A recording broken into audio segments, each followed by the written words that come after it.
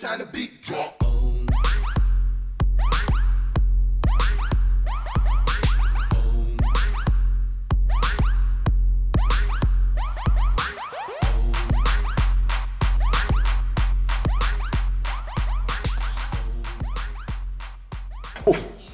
That was a good knuckle crack right before we started. I didn't even notice it. Oh, fantastic. Hey, everybody. You're watching Save and Continue. It's 7 p.m. Eastern Standard Time, and we are live in the Inravio studios in lovely New York, talking about games, technology, the internet, all that fun stuff. You get the gist. We're back at it again. It's been a good week. It's been a big week for VR, so we're going to get into that when we have more time to get into it. We'll get through all this stuff ahead of it, but a lot of big VR announcements this week. A lot of, I don't want to say boring things, but more on the technical side, things that you get excited about the potential of, rather than immediate gratification. So we'll get into that, bunch of news stories. But first we'll start off, like we always do, and talk about what we are currently playing, or watching, or consuming, or obsessed with at this moment. Mine is very heavily VR related to a recent event, so I'll go second. Is there anything that you've been playing, or Twitch? Any game that's got you psyched up? I've been kind of haloed out as of late. Oh, really? It's the first time I think since Halo 5's release that I'm kind of tuckered out from the whole thing. So Are you talking about multiplayer competitive, or are you talking about Forge? Yeah, well, I mean, Forge, sadly, I'm not going to be continuing that anymore because it's a shame, because I got far, but you should at least give us the pictures so we can show it on the show. Maybe. Maybe the reaction from people will be like, no, dude, you got to finish it. Yeah. Who knows? Who knows? We'll see what happens. Maybe I'll provide a little bit of insight. I mean, the half-finished stuff you showed me was still, obviously, a lot of work to be done, but compared to what you had done in the previous, it was just like mind-blowingly better. As I was making the map, as I put more and more hours into it, and more resources were going into it, I was seeing too many flaws that would not fly for an end product, and it was more on the technical side of things than anything that was keeping me from making it the way I wanted it to look. Sure. As far as lighting went. So, whatever. If it ever happens again, I'll try Halo 6. But I gave it my really, really good shot. I mean, I get the pictures. Yeah, well, that was early stuff too. Again, so I can only imagine what you've done since then. So it's just like for you to cut off a project after it looking so good, there must be some roadblocks for you. A lot of nitpicking as far as size and dimension. Sure. So it's nothing really too exciting. But so I'm kind of Halo 5. I'm just kind of out of it now. Like the new Warzone stuff came out. Sorry to cut you off. Realistically, will you get back into Halo, or does this seem like a kind of thing where it's like, I might be done with the game? No. It's funny today because today is the first day of the Firefight beta. Is it really? And I haven't even played it. I haven't even touched my Xbox in the last couple days. That's funny. So, but what I have been doing, actually, I take that back. I have been touching Fallout 4. I went back into Fallout 4 because I wanted to play the new DLC. Oh, you did? So you played which one was that, though? The first one was the one with the robots. So it's been out for... Yeah, the Automatron. Yes. And I was pleasantly surprised. It was cool. You and everybody else, apparently. Yeah. It was fun. It's definitely a feature that I think would have been obviously cooler to have in the main game because... building your own robots, like something about it, it's just as fits. It fits right in with the weapon crafting and stuff, So I really liked, especially when you're fighting, because it's almost like the enemy class of a robot has changed because of what they've introduced. As far as creation, I was going to ask that because there are robot enemies in the Fallout universe. And you fight a lot of them. You fight a lot of them, like in Fallout 3 in New Vegas. So they play a heavy factor in New Vegas. It's cooler now. Everything involving the robots in Fallout 4 now, it's so much better because you know all the little pieces that go into each individual robot now, so you can see like what certain robots have and the way they move. It's kind of creepy. Can you fight? There's no multiplayer aspect, obviously. No. No? Oh, that'd be so cool. If you could just, like Pokemon style, where you can pit your robots against each other with other Fallout players. Well, I mean, that could be the only multiplayer aspect of the game, you know what I'm saying? Yeah. No, they don't have that, but they are adding another piece of DLC, which I thought was going to come out this week, but they pretty much allow you to pit monsters against each other. That's pretty sweet. So that is coming out. It's not multiplayer at all. I'm shocked, especially because Fallout 4 has taken such a multimedia approach in its release and its execution with having an app attached to it and the third-party console. You'd think they would have some kind of even like just browser-based game where you could upload like the info about the robot you created and then like virtually pit it against your friend to see who could potentially, just little fun things like that. I feel like that's what Fallout 4 has kind of been doing, sort of, and it just seems interesting they didn't have, maybe not that specifically, but some sort of system to compare your robots to your friends. Because it just seems to me, I haven't played it, but it seems like it kind of seems almost building up to no climax to build this amazing robot. What can you do with them? That's my question. Well, that's the thing. Like you have a humble, like a nice amount of options available for the pieces of your robot. You could do the legs, the arms, the head, the I heard it's crazy weapons. It's not even complicated. It's just detail. Yeah, it's detailed, but it's not super detailed to the point where you would sell the game on this. Okay, because there was two versions I saw, which was fun, like you kind of get it. It's just super detailed. You can do a lot of customization, and then I thought there's the complicated version, which I imagine is like Kerbal Space Program, which is you got to know what you're doing. Yeah, you know, and it's not Armored Core. It's not an in-depth mech building game. No, it's just enough where it's interesting, and it's nice having your own little buddy with you. That's not an organic. True, not your creature. Dog. Yeah. So that kind of adds like a whole other dimension to it. Meat, metal meat. Yeah. Something like that? No, you can't make robotic dogs, though. Oh, man. That would be really cool. That's the reason why I love Fallout New Vegas. I got a cyborg dog that I attached laser guns to. Yeah, that was pretty badass. My God.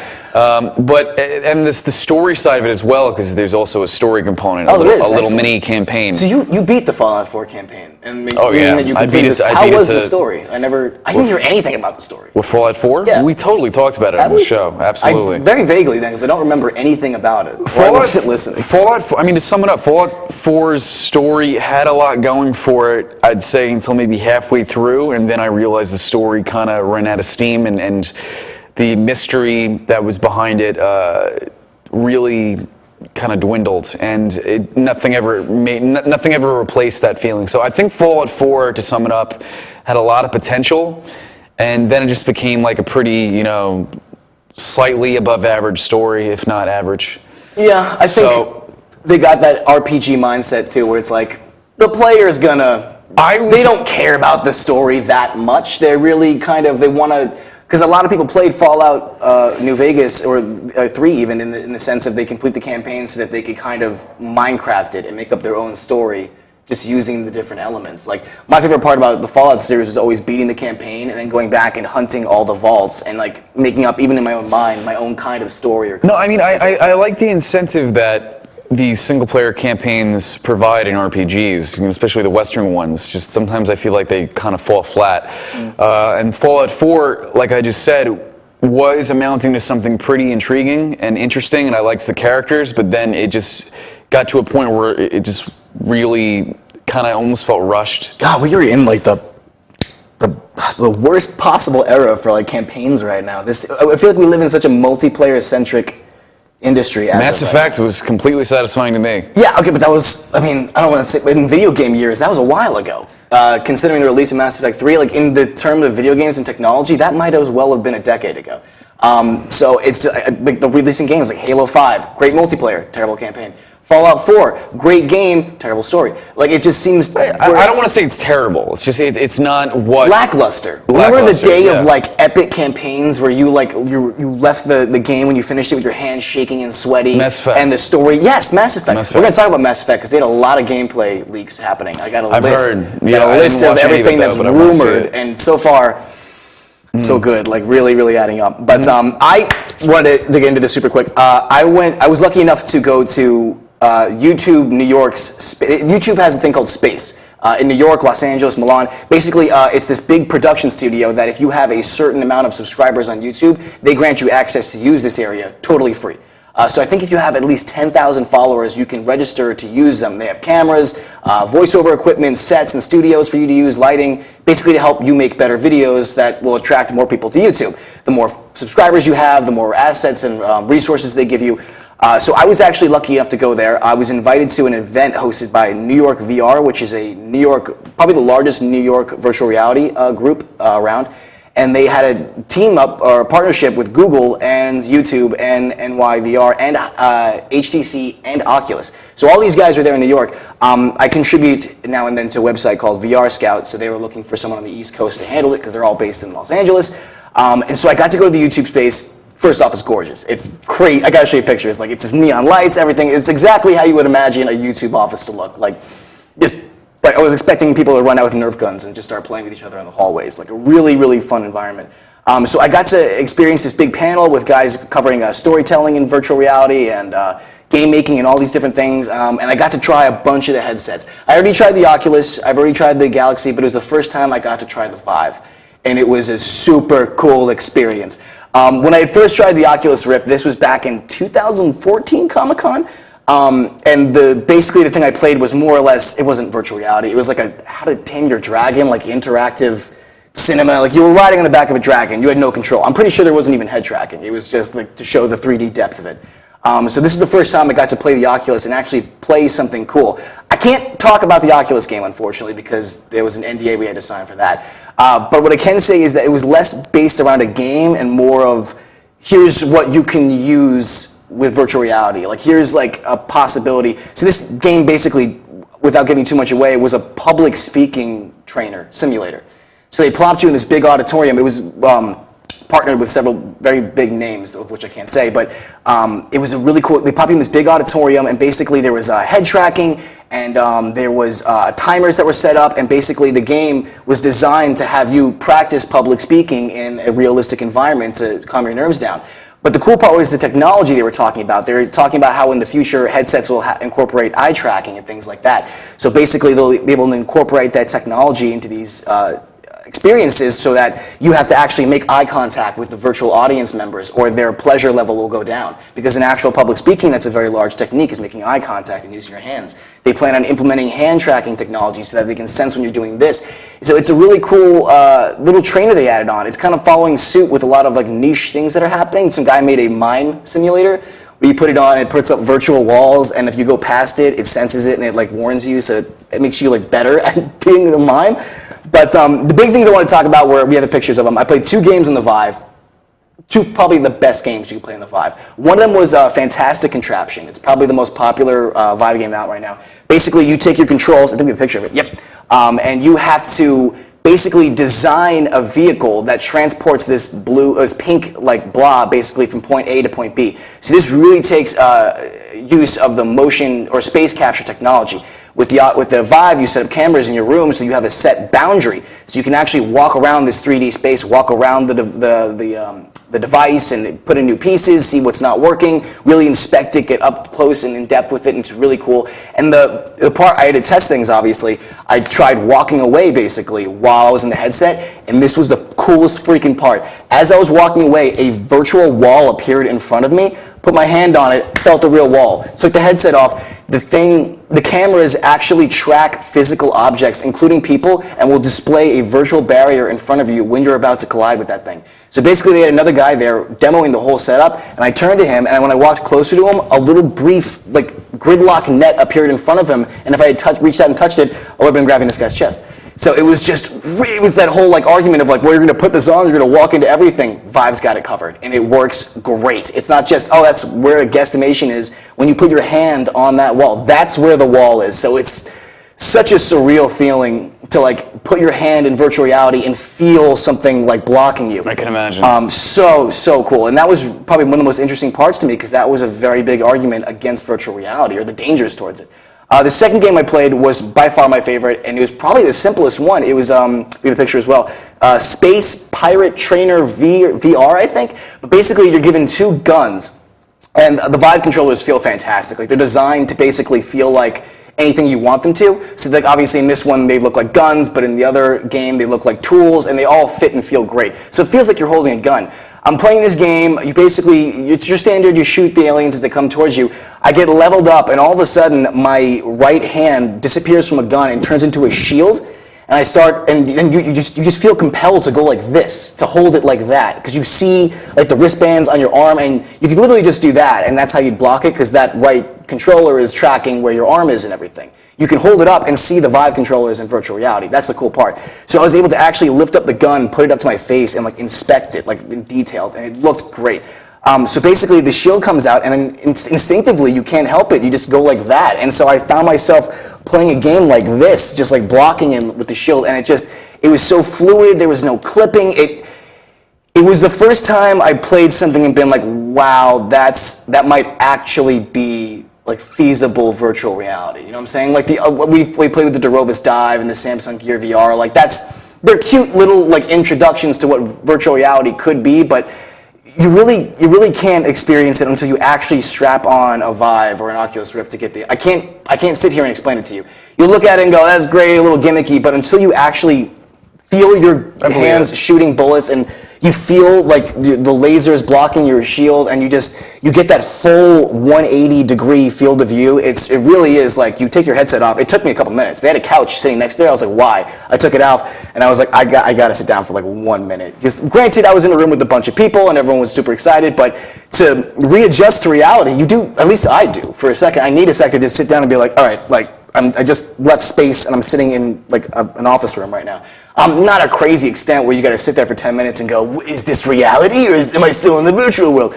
But it's definitely enough where it's like you got to sit back and go, wow, like that took a little bit on me. And that I worn it for maybe 5 minutes. I could have worn that for a solid 4 hours and not felt any discomfort. And it is a little top heavy. It's heavier than the Oculus Rift, but it just works so good. My eyes, I thought maybe having a screen in front of my face that close would bother my eyes after a while. Absolutely no trouble. I'm like really excited for virtual reality now. I thought it was cool, but I kind of had this taste in my mouth that maybe it was one of these '90s trends that didn't quite take off, and the technology just quite isn't there. But it's really exciting. Like, and in the next 5 to 10 years, these headsets are going to go from these big blocks to literal glasses, and they're going to be wireless and geo-tracking, and it's just going to be an amazing experience. And just to reiterate, Yes. it's Vive? You said? HTC Vive. Those are the guys that partnered up with Steam. I was going to say, who are they associated with? So Oculus is actually purchased by, or is owned by Facebook. And everyone threw a freaking fit when that happened, but why do you think the Oculus is even around right now? It's the funding from Facebook. Oculus is going to be taking a, hey Will Hunter, how you doing, bud? Oculus is going to be taking a much more social approach to virtual reality because they realize that all other aspects are being taken care of. HTC Vive is hands down the best headset you're going to get for virtual reality at this point. I haven't tried the PlayStation VR, but it's pretty much universally agreed upon that it's much more entry level. So my big thing here is that you have the Samsung Galaxy VR with your phone, which is $100. You have the PlayStation VR, which is coming out October for $400. The Oculus Rift, which people who pre-ordered should have been getting it now, but there's a massive delay, which is $600, and then the Vive, which is $800, currently available. Again, I don't want to pick and nitpick here, but honestly, to give, if you're going to put enough money in, $600, just put down the extra $200 and get the Vive. If you have the space to set up those cameras. The Oculus does require a camera, but basically it can sit in front of your laptop and fine. These ones actually require to be placed in certain aspects of your home to give you that hollow space lens. But it's fascinating. I got a couple more things to say about it, but dude, any more questions about virtual reality, or is like... Not really. About the Vive in particular? At this point, it's something I just need to experience it myself, hands-on. Yes, it really is. What came down to it was, in my opinion, it's not virtual reality without the motion controls. Because right now you can play the Oculus Rift with an Xbox controller or a PS4 controller. They actually ship with an Xbox One controller. Really the deciding factor there is the motion controls, like seeing your hands in virtual reality. I've got to experience it with it and without it, and honestly, it's very lackluster. I played the Oculus Rift with an Xbox One controller, and it doesn't feel like virtual reality. But as soon as you get the touch controls, I don't care what it is. Oculus is going to be shipping with touch controls, which I heard are fantastic. PSVR is going to be using the pickles that you had from PlayStation 3 era, which is finally a use for them, which is great. And then the Vive has their Vive controllers, which are amazing yet. Will Hunter says, sounds freaky. Any multiplayer in that? No. Yes, there is multiplayer. Oculus launches with Eve Valkyrie, which is a space shooter game where you do play multiplayer space combat with other players. As of right now, very little people own it, so there's only you have to actually try to find players online with these VR headsets, which is going to be so interesting to look back on years from now. It's like, remember when you had to actually like search for people because so little people had headsets? Should have dodgeball.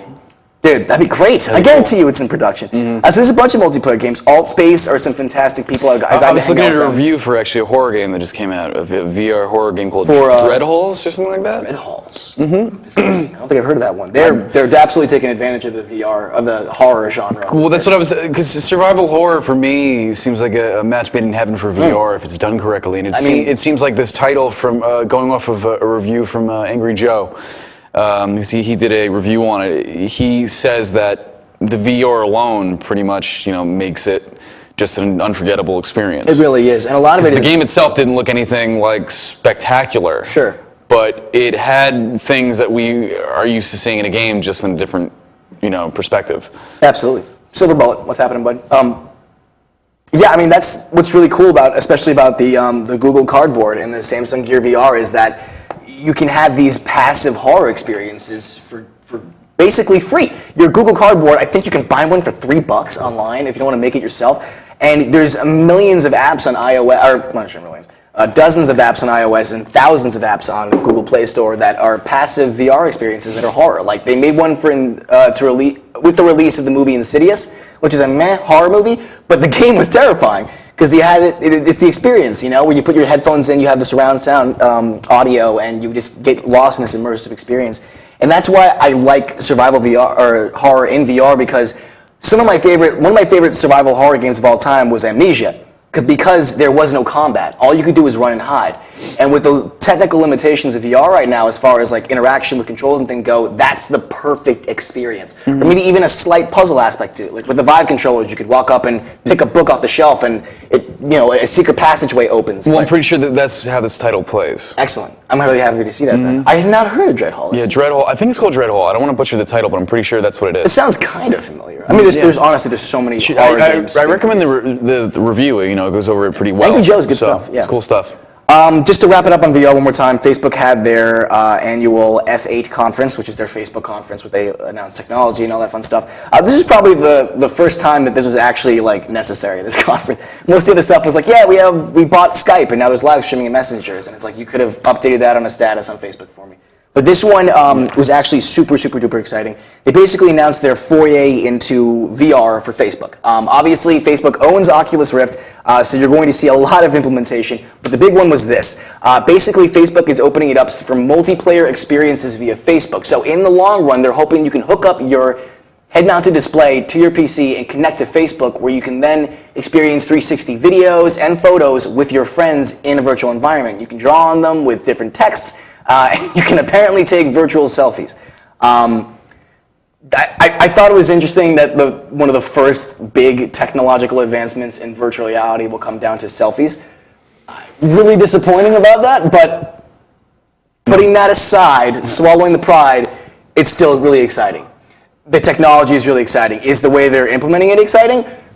Maybe not right now, but the fact that you can do that is thrilling. Because right now, the only people that do multiplayer social VR experiences are the guys over at Altspace. Fantastic group, free game. You can download it on iOS. You can play it off your web browser. And that's the only thing right now where you can actually go in and interact with other people, like give high fives and stuff. So this would be basically Facebook's competition to that. So it's going to be really interesting to see what roads these two companies take. There's already software out that basically allows any Oculus Rift game to be played on the Vive and vice versa. So whether these companies want it or not, VR exclusivity is not going to be a thing.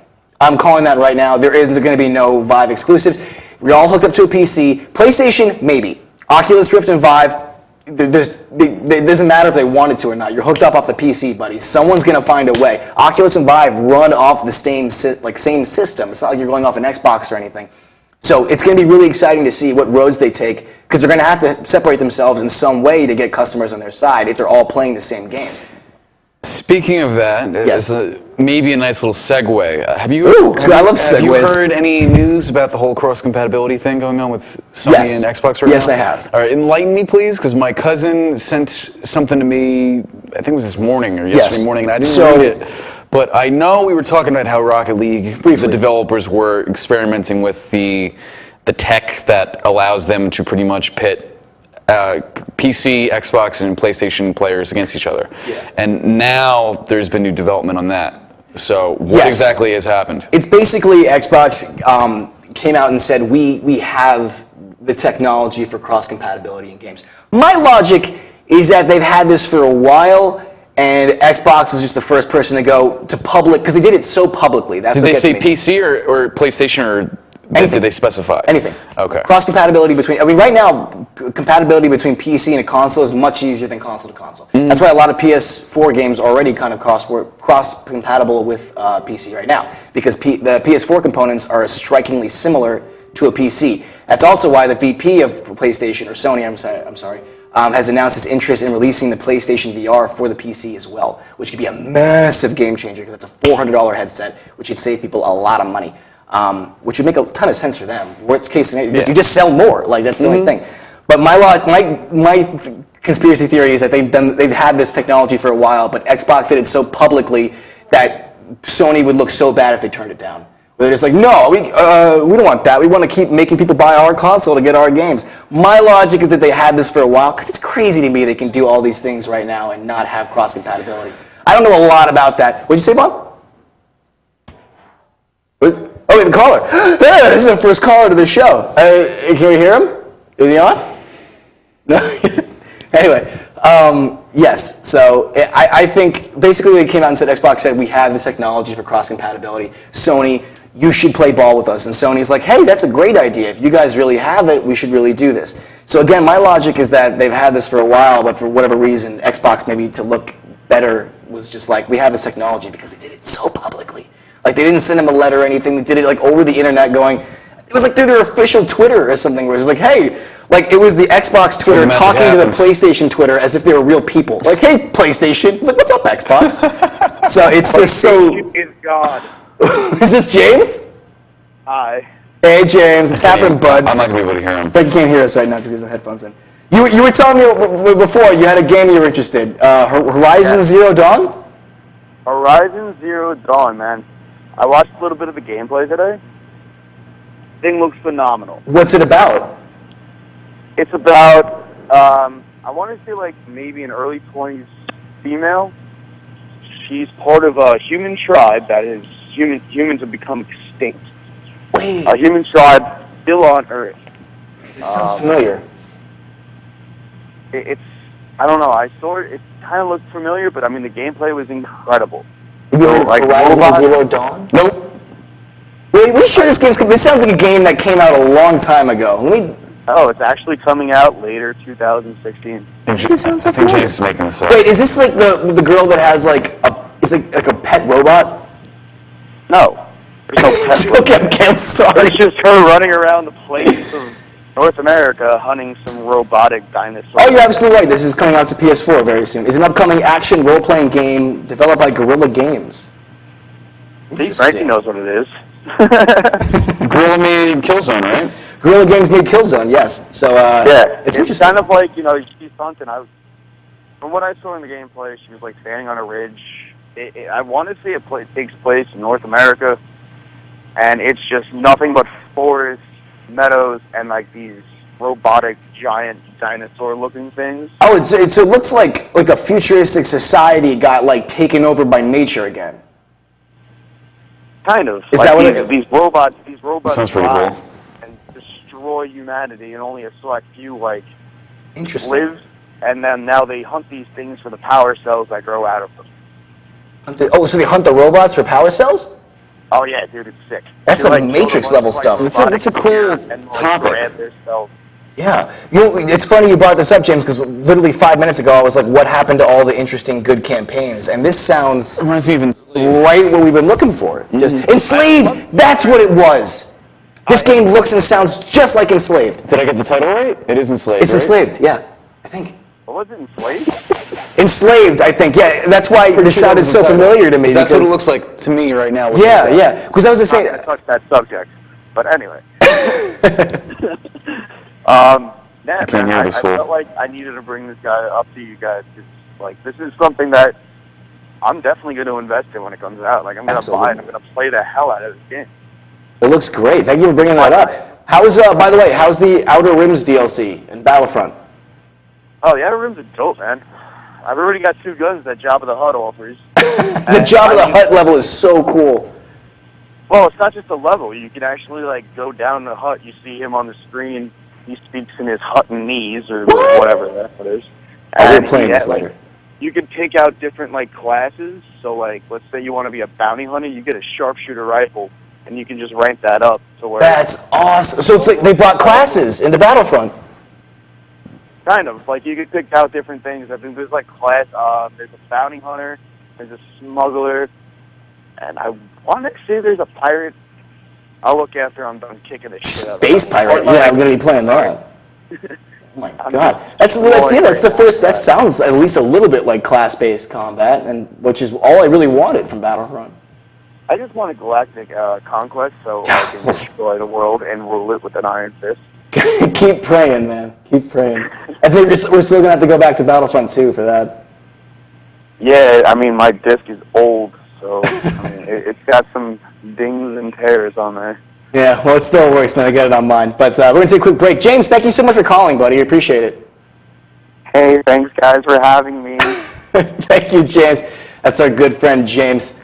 Always full of shenanigans. We're going to take a quick break. When we come back, we got lots more stuff to talk about, including some leaked gameplay from Mass Effect Andromeda that I'm itching to get to because some of these notes sound, if they are true, awesome. Awesome. Mm-hmm. You're watching Save and Continue. We'll be back in a couple minutes. Stay with us. We'll be right back.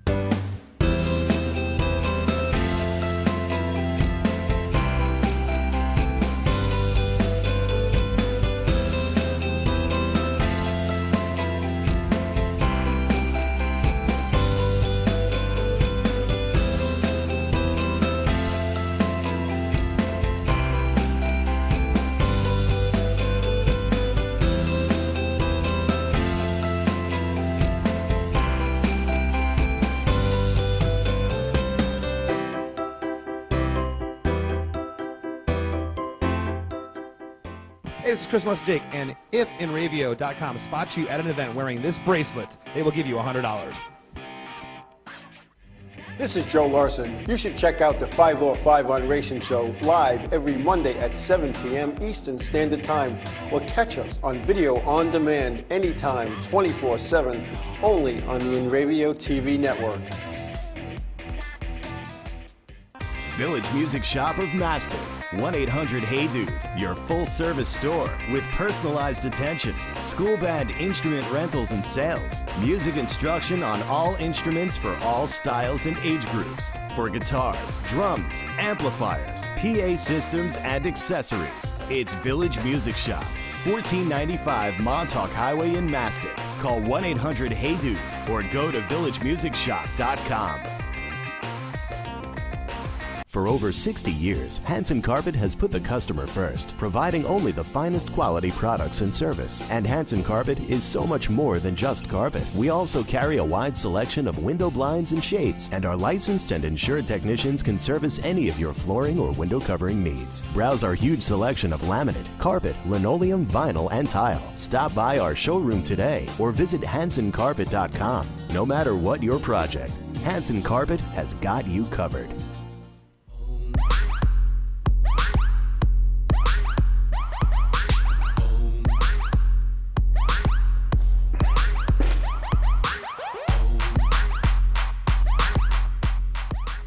Hey, we're back. Thank you so much for sticking around. Yes, Silver Bullet commercials. It's called Paying Them Bills. You're watching Save and Continue. It's 7:35 p.m. Eastern Standard Time. We're still talking about games, tech, the internet, all that fun stuff. All right, here we go. So Mass Effect Andromeda. This is actually, we didn't have a show last week. This actually released last week, so we're actually pretty late to this. But Mass Effect Andromeda had a pretty big gameplay leak, thanks to some very kind people online, and we have a list here of some of the supposed notes and upgrades and or features that were observed in this gameplay. Now again, these aren't confirmed, these are based on reports from this gameplay video. Mass Effect Andromeda. Apparently, players can have up to 2 squad mates at a time. Pretty standard. All squad mates have jetpacks that assist in exploration of matches. Yeah, that's what I saw. We saw some of that, pretty cool. The Omni tool has more functions, including a combat shield now. Okay, it's pretty interesting. These are all, by the way, I forgot all these, so I wrote them down, so I'm basically reading these for the first time. Destructible cover, thanks to the Frostbite engine. That's pretty sweet. That's a big game changer, actually, for Mass Effect. Because that was such a hunker-down kind of game. Yeah. Everything was pretty static. That's like if Gears of War had destructible cover. You'd be like, whoa, you got to rethink your strategy. The Normandy is not returning. I mean, maybe you kind of saw that, expected that. It's not Sam. Why would it? It's not Sam. I almost said Sam Fisher. It makes Shepard. It would make no sense for it to return. You know, are you gonna have your own ship? Probably. Yes, but will it be the N7? Well, no. No. That's No. Commander Shepard's ship. Makes no The story sense. is over. Potential Mako vehicle customization. That'd be pretty cool. The Mako is one of my favorite parts or gameplay experiences of the whole game. This is the big one. The main character is possibly referred to as the Pathfinder, adding to the supposed theme of your Exploration. character finding a new home in the galaxy for the human race. I like that is that a the lot. rumored. I dig that too. That's such a cool. It's like what if the Reapers won kind of scenario, where it's like you have to find a new place to live, sort of. There were themes of that in Mass Effect 3 peppered in, which I really enjoyed. I wasn't even thinking of that. That's interesting in itself, but I was thinking more, you know, what's it like us being the invaders, you know, instead of being the like us actually experiencing other life forms. Yeah. You know what I'm saying? Yeah. This It's an actual sense of exploration. It was one of the last things we said a couple shows ago. Yeah. It was like, that's kind of cool that you could pretty much have this moral choice with creatures and species that you've just never even met before. I mean, it's interesting to know the context. Are we exploring the universe because we have nowhere else to go, or are we expanding because we overpopulated? Like, do we know any more about that? Why we we're doing don't, this? but if I had to guess, I think all they should do, I think they should just do it just because it's human nature to expand Yeah, give and me that explore. manifest destiny, man. That always gets the goosebumps going. You know what I'm saying? Yeah, like, so that's good enough for me. I feel like they can't do humanity is running away because they just defeated no, the Reapers. no. Like what? Makes no sense. Reapers were supposed to be the end-all, be-all galactic threat. There doesn't need to be a looming There can crisis still at be every conflict, second. but maybe not a global concept. Right, Maybe a exactly. special That's concept. my two Extinction we cents. could be playing with, maybe the concept of that. I always like the idea of playing with extinction in alien sci-fi games. I always like that concept of like. Because they tapped on it a few times in Mass Effect, here and there, and I really enjoyed those aspects. But that's when, you know, giant squids made out of metal were trying to kill us. Yes, and but I don't. harvest our organs. You can have that was different. I don't want there to be any threat of extinction because, like you just said, I want for it to be continuation of the Mass Effect story. It doesn't have to be right afterwards, but What? No, go ahead. I'm sorry. I think you misunderstood what I said. I meant I want extinction is in the same sense as you making those moral decisions you just mentioned. Maybe it's not like a game changer. Like maybe you can make species extinct in this game by exploration, and that's your decision. You're like, I don't care. Sure. Manifest. Yes. That's the moral thing I'm playing with. That's what I like. I don't think the central theme should be extinction. Right, because we already dealt with that. We did that. Yeah, exactly. we did that. They should really, like you said, exploration. And that pairs into a couple of things. The old galaxy map is supposedly replaced in favor of a manual ship control system that allows you to fly your ship through the galaxy. So I imagine there'll be some kind of black flag system where you can fast travel or you can manually. Again, I hope it's like Black Flag because I manually went everywhere because of the sea shanty songs. Right. I played. They had like space techno playing. This game better have co-op. I swear to God, it better have co-op. I want it to be co-op. Co-op would be pretty. Co-op. It'd be shocking if they it wasn't. they could totally make this a co-op campaign. It'd if be they really wanted to. shocking if they didn't make it co-op. Because I think the multiplayer went over so well with Mass Effect 3.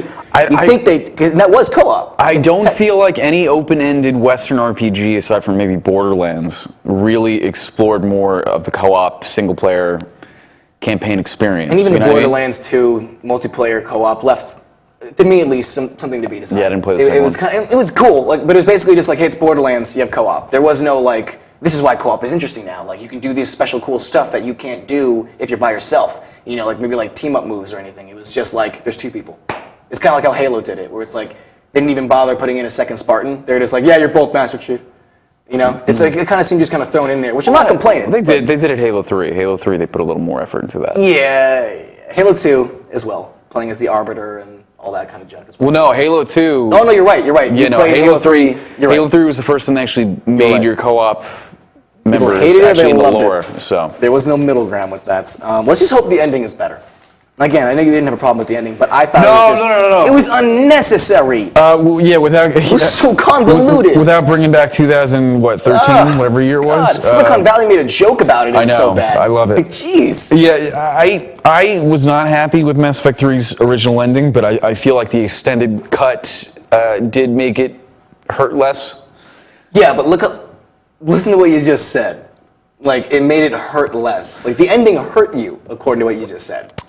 Maybe hurt's exaggerating a little bit. Obviously, it hurts and exaggerated, but disappointed. It made you less disappointed or a little more satisfied? Because overall, I was like, it's not an epic enough ending for me to look past that ridiculous. I certainly see. For me, I mean, Mass Effect definitely was one of those games that should have had the conclusion we all were expecting. Yes.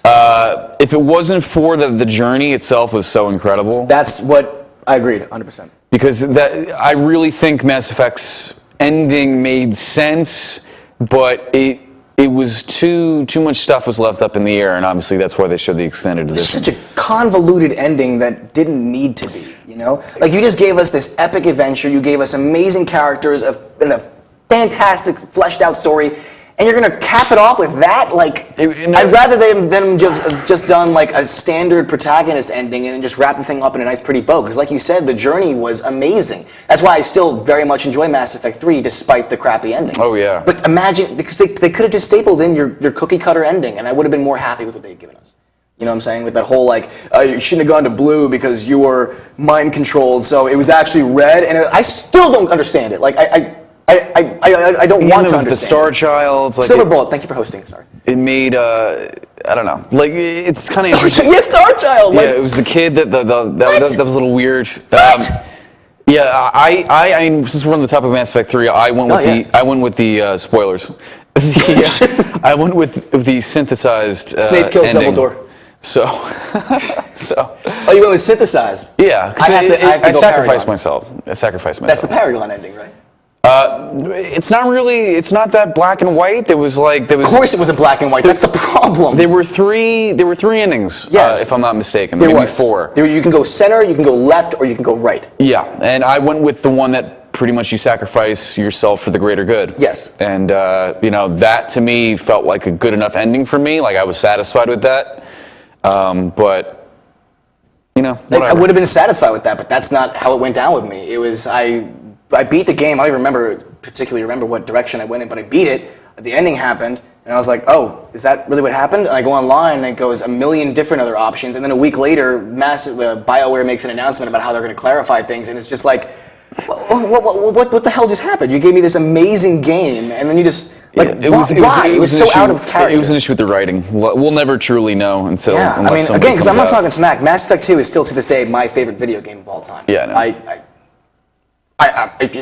No other game has given me the satisfaction that game has given me. With completion as well. Like, I had to have every character survive. Yeah. I had to have every ship upgrade. I played that game over 4 or 5 times. And I think 3 was very close to 2. Yes. I really enjoyed 3. I was super satisfied with it. Because like when everybody was bitching about 3, I think they were really overlooking a lot of the great stuff that 3 was showing. 3 anteed up on 2 in every category. There was a lot at stake in 3. Yeah, like, but they just doubled down on everything in the best way possible. Yeah. So, but Andromeda, I mean, Andromeda, I have to say, is probably one of my only hyped titles right now, because while I am enjoying video games again for the first time in a couple years, I can't really say that there's many games I'm excited for, and Andromeda is one of those games. Yeah. So I'm excited to see what comes out of this leak information. It's.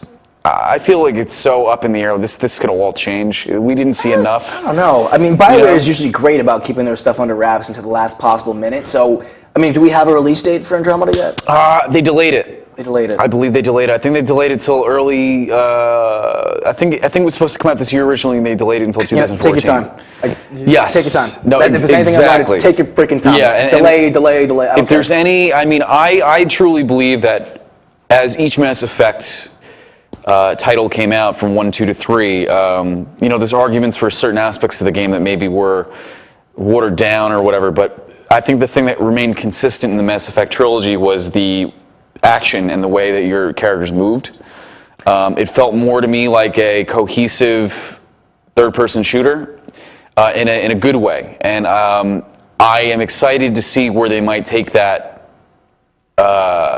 level of control in Mass Effect Andromeda, because I think they nailed it in 3. I loved Mass Effect 3. I think they nailed it in 2 and 3.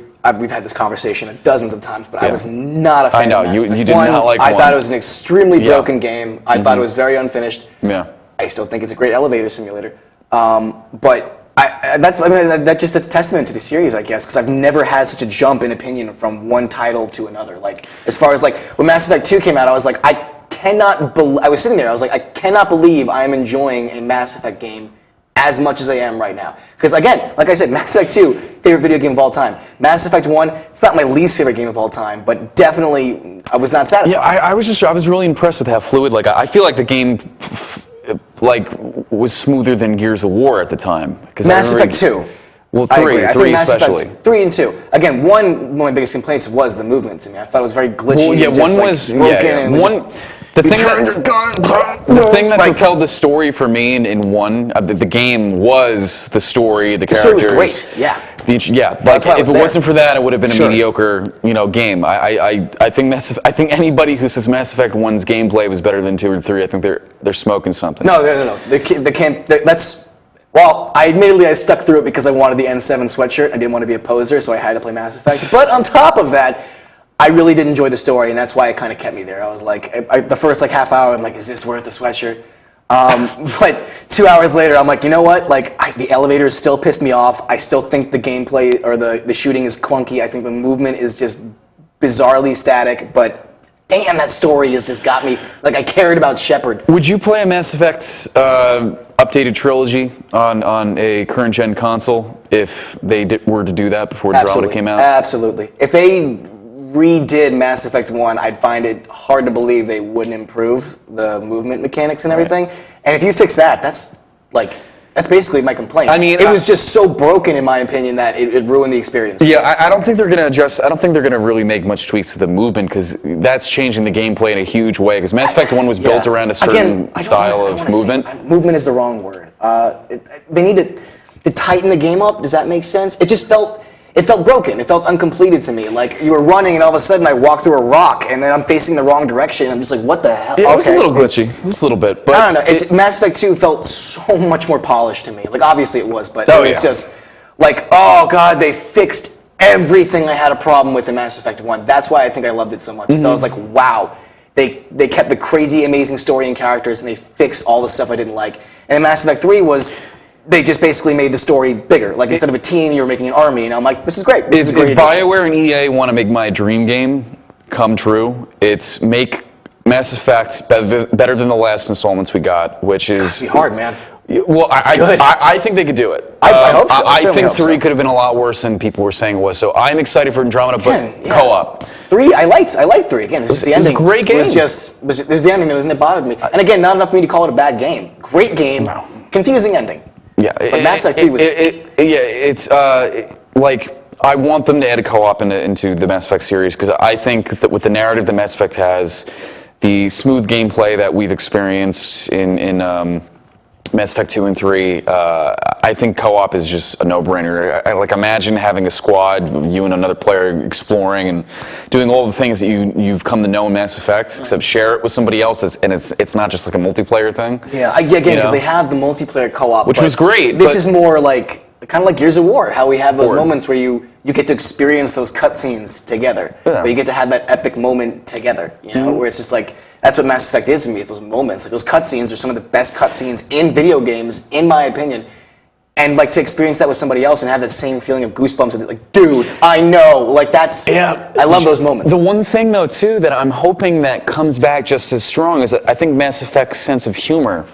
I thought Mass Effect also, not just being a high quality series, it was funny, but it was one of the funnier games I've ever played too. It reminded me a lot of dialogue wise, or a lot of Fallout. As far as like there's comedy there, but you have to go looking for it, in a sense, where it's like, Mass Effect was funny in times, but I think, from what I remember, like 60%, 70% of the comedy came from the dialogue decisions you made, sort of, which would create those situations. You might be right about like, that. To get the I Am a Scientist Solarian song, like, you have to have the correct dialogue options in order to activate that. Yeah. So I think, like I said, like, to have those humor moments comes from you doing that, which is, again, is a testament to how different Mass Effect can be for anybody. You can have this incredibly serious, like, depressing game, or you could have this, Marvel-esque comedy action kind of style game, depending on the decisions you make and the choices you have. And it has one of the best DLC editions I've ever played. I never got to play it, but yeah. I know. It was one of the most endearing. Like I can't even tell you how much I was nerding out over just it was like fan fiction, which I'm not into, but it was the closest thing to having it from the official source. This is the stockbroker one, or no? This is the party before. Oh my God! Yeah. There was for anyone that doesn't understand. There was DLC. Great DLC. Across 3 Mass Effect games, you and if you haven't played the series, please by all means. Seriously, go out and do it really now. experience it.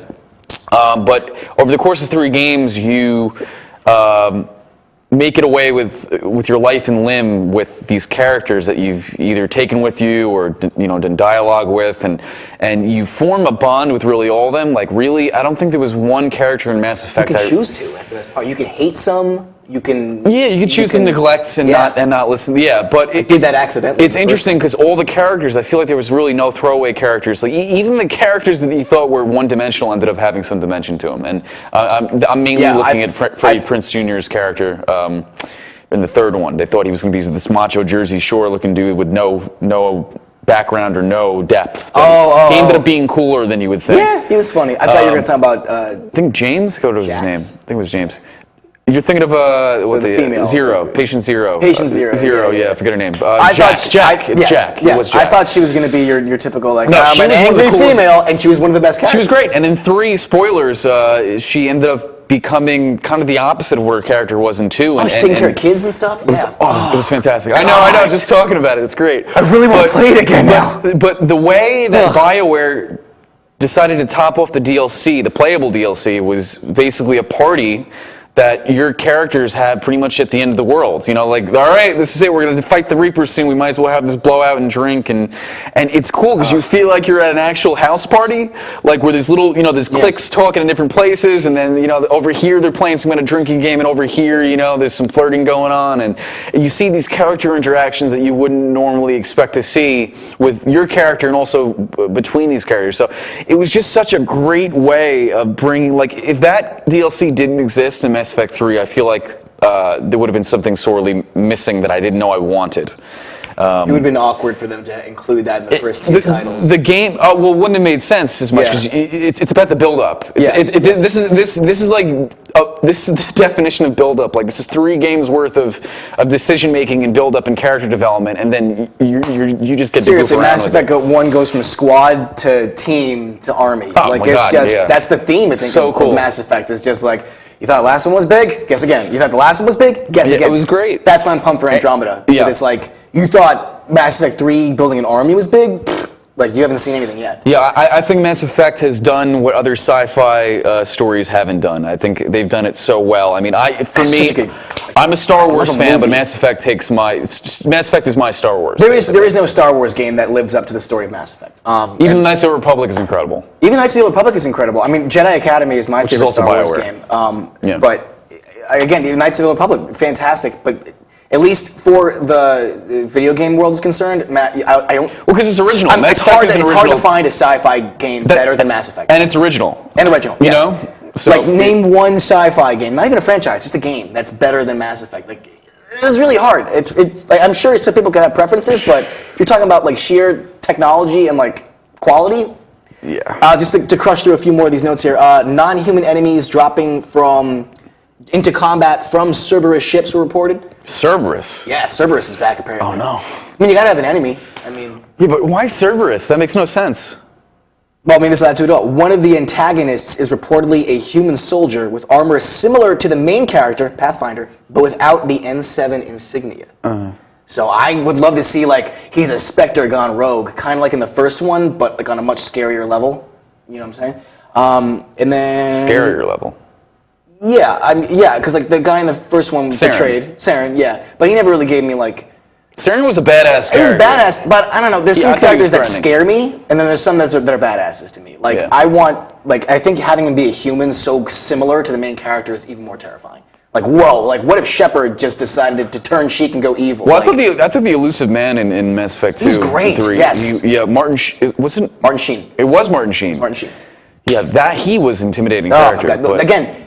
He wasn't scary, but he was the most intimidating character to me. Because at any moment, you know that he could cross you. I feel like he could buy me at any moment. Like that's like it's just the amount of resources someone like that to have is just terrifying. Someone with like that ambition, amount of resources. And yeah, so we're super duper psyched for Andromeda. How are you feeling? And again, I haven't seen anything on this. Gears of War 4.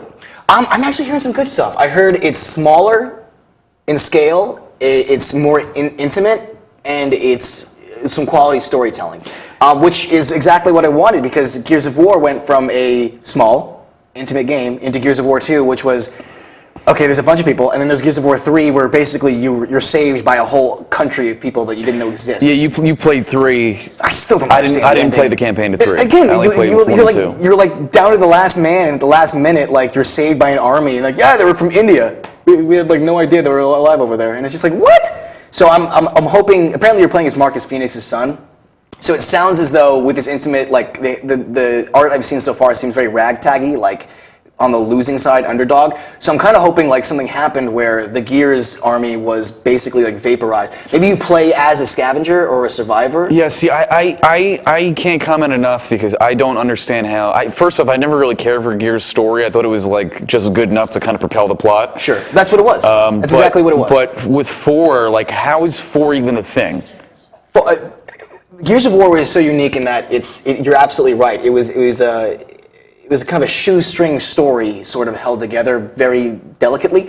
But that's kind of why I've always liked Gears of War, is that it's always, yes, Gears of War 1 through 3 is story-wise, but they build this, I don't even want to say universe, because the universe isn't even that original, but they build this atmosphere where it's just, they build this gritty atmosphere that was really well done. Like Gears of War 1, you felt like you were on the losing side of things. You felt like you were constantly fighting an uphill battle. Gears of War 2, you have more resources and things are more like giant army style. And then Gears of War 3, they kind of abandoned what it was. So when they say they're going back to a much more intimate Gears of War, that gets me super excited, because that's what it should be. It's this atmosphere of like, I'm losing to this incredibly terrifying enemy. Well, that's the thing. I thought 3, again, I haven't played 3.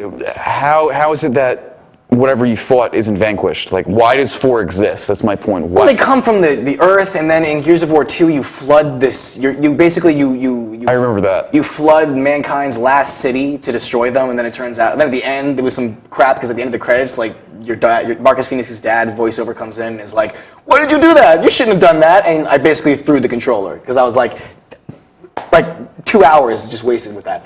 But so it kind of just left what made it great in the first place. Not even great, good. And Gears of War always had potential. That's why I've always loved it. And I think it's interesting they're calling it 4 like that. I didn't expect that. I thought 4 was kind of just like a placeholder. They have like Ultimate Edition, and they try to do that thing where Baird, the supporting character, was the main character of his own spin-off. Judgment? Yeah, so I think there's just so much intertwined in it that it was just, But I'm just going to rattle off some quickies at the end of here to wrap up the show. Rainbow Six Siege is free to play this weekend on Steam. Go play it. It's freaking awesome. It's free till the 18th. I agree. Play it. Ratchet & Clank has been released, and apparently it's fantastic. The movie? No, the game. Oh. The game. Apparently the game looks like a Pixar movie. Apparently, from the podcast I've been reading, look it up for yourself, apparently this is the reason you bought a PS4 or an Xbox One. Like, it's hit a graphical point where you're like, now I'm justified. It's multi-platform? It's not just on Sony? Oh, no, I'm not sure. It might just be PS4. I think you're actually right. You're right. But basically, this is why you bought a PS4, according to people. Like, it just looks like you're playing a Pixar movie, which sounds awesome, because that's some really good-looking graphics. How do you feel about the movie? I don't care. Yeah. I don't care. It looks like it's not for a demographic. It'll make money. What's funny is the animation in the movie looks like crap compared to the animation in the game, which is just so backwards. Like, you think the animation would be better in the movie. We got 30 seconds. Deadpool 2 is confirmed with the obviously with Ryan Reynolds attached and Tim Miller directing. The exciting part is the same creative team is attached. Same writers, same director, same crew. It has to be. Well, it doesn't always have to be. No, it changes a lot. with what they pulled off and what the Yes, studio now but again, it's not a understands. guarantee for a good movie too. Spectre was made by the same guys that made the one before that, Quantum of Solace, and Spectre was crap. Oh, I don't like Daniel. And then finally, we got to go 30 seconds. Final Fantasy IX is being released on PC. Should I get that?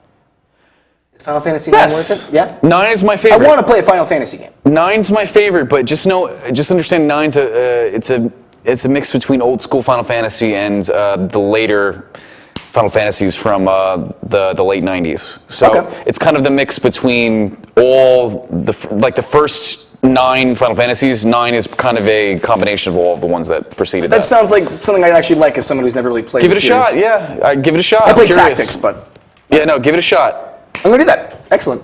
All right, thank you so much, everyone, for joining us. Silver Bullet for hosting us. That's awesome. We'll be back next Thursday, 7 p.m. Eastern Standard Time, right here in Inravio.com/live. Be sure you're visiting Inravio.com for all of our other awesome live content. Follow us on Twitter at Chainsaw Academy. Follow Inravio on Twitter, and we're on Facebook and all that stuff. We'll be back next week. We're streaming throughout the week, of course. Stay with us. We love you guys. Thank you so much. See you next week.